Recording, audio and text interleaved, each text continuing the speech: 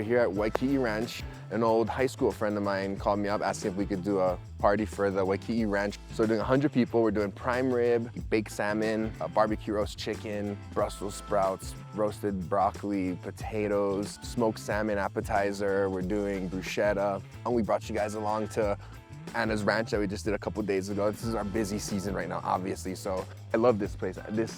Actually, we partied here in high school at this Waiki'i Ranch clubhouse.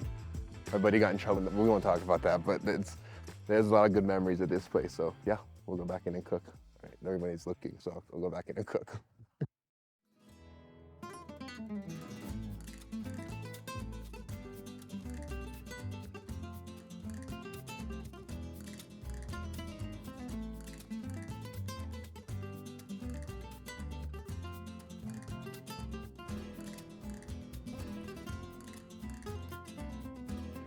Fenugreek and lemon and coriander, brown sugar, parsley.